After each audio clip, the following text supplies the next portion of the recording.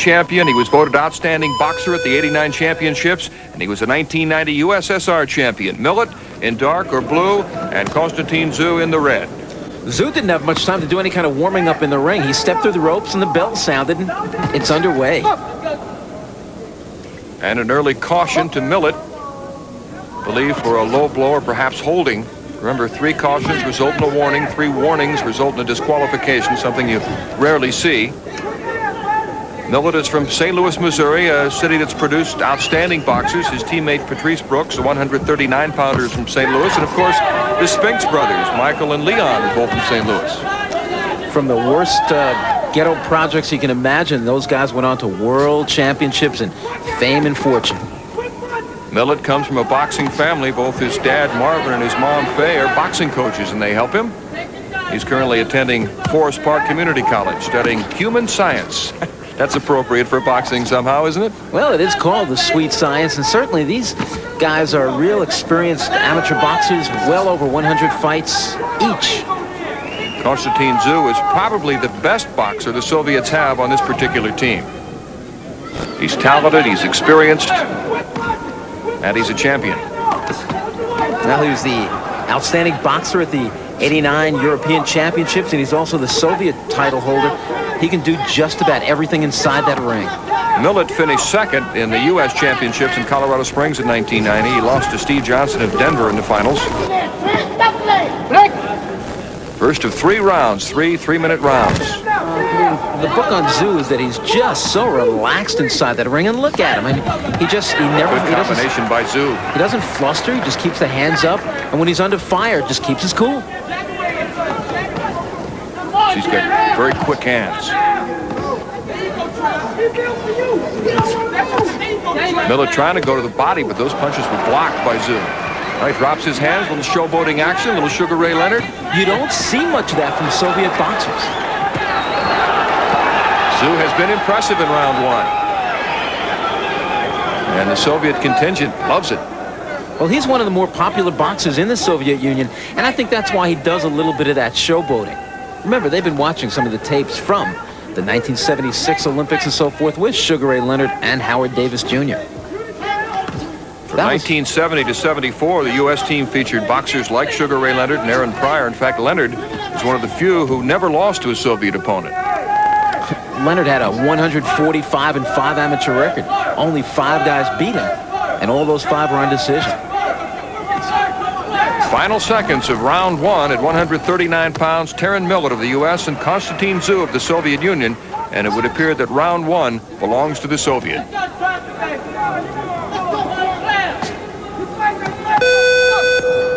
Proctor with Randy Gordon, Olympic Stadium in Moscow. These are 139-pounders, Terron Millet of the United States in blue and Konstantin Tsyzu of the Soviet Union. And a caution to Tsyzu for hitting behind the head or perhaps holding.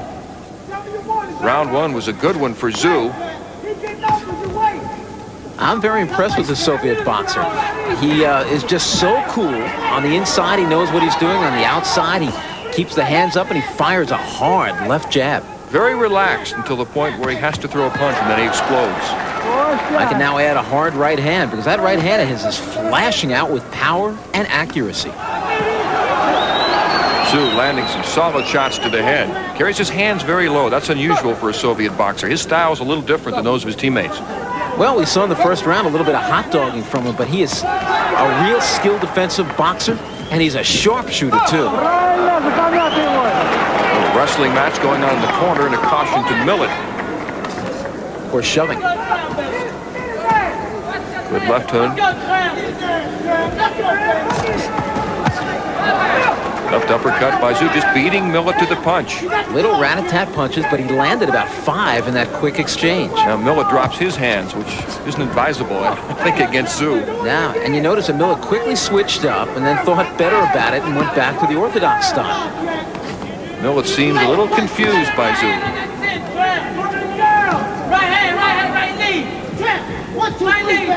Tsyzu is boxing much like an American boxer, with that side-to-side movement, that jab, the quick hand speed, and a lot of upper body movement. Good left-right combination by Konstantin Tsyzu.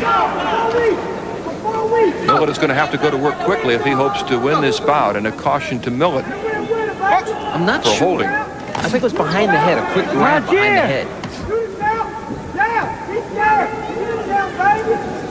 Fans of amateur boxing, when you think of Soviet boxing, you think of guys who are straight up like robots. No longer. These guys box like the Americans we've come to know over the last 15 years or so. I think of Sylvester Stallone's opponent in, was it Rocky 1, 2, 3, 4, or Rocky 8? One of those Rocky movies. Remember the Soviet? Ivan Drago.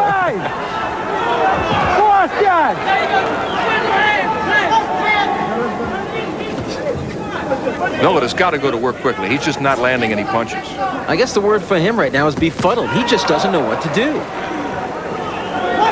Because when he comes in, he's eating leather, and he cannot get shots in it from the outside. He's totally ineffective.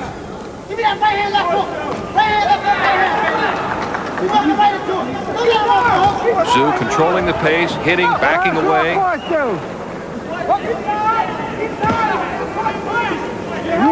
And it would appear that Terron Millet is in real trouble going to round 3. You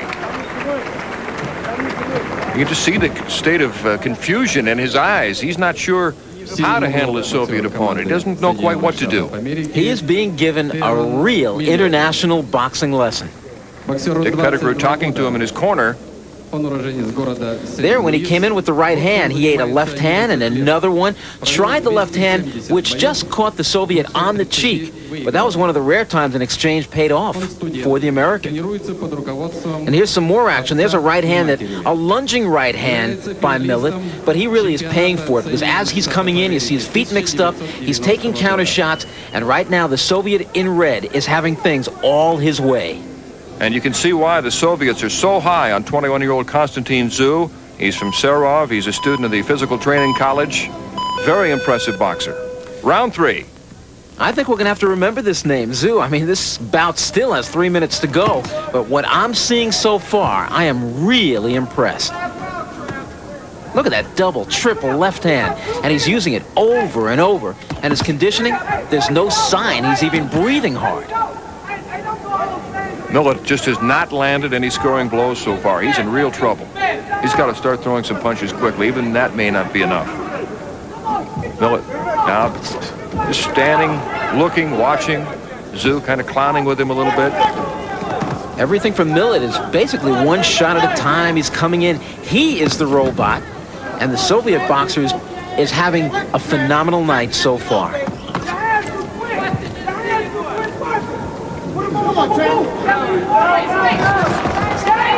See the quick hands of Konstantin Tsyzu. Millet is getting very frustrated now. Referee is talking to both young men about pulling themselves in close, about holding on. You can just about feel the frustration in Millet now. I think Millet knows this one is over regardless of what he does in round 3. Unless he puts his opponent down.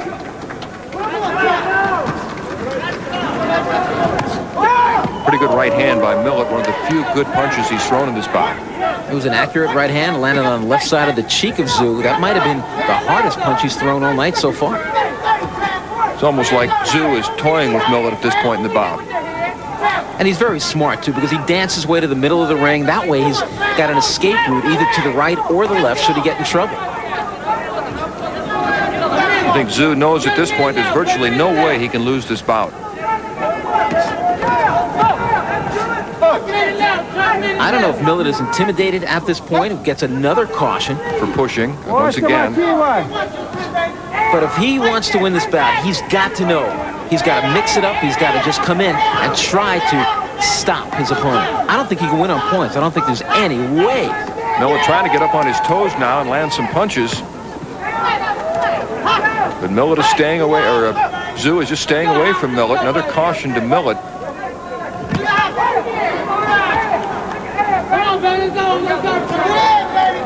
Very impressive performance by Konstantin Tsyzu of the Soviet Union at 139 pounds. This has been like a good gym workout for Tsyzu. He's going to come out of this thing ready to box tomorrow. Looks like he could go another 3 rounds right now. Very fresh in round 3.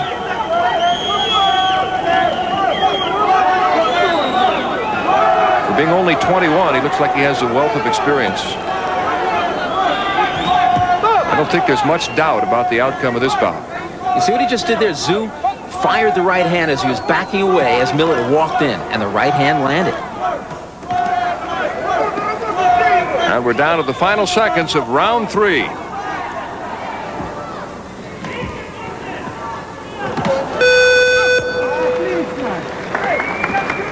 Things have happened, but I would be very surprised if Konstantin Tsyzu of the Soviet Union didn't throw a shutout. Konstantin Tsyzu, the winner at 139 pounds, a unanimous decision over Terron Millet. He was very impressive, Randy. He certainly was, Mel. He had things his way from the opening bell. The only thing he doesn't have is crushing power.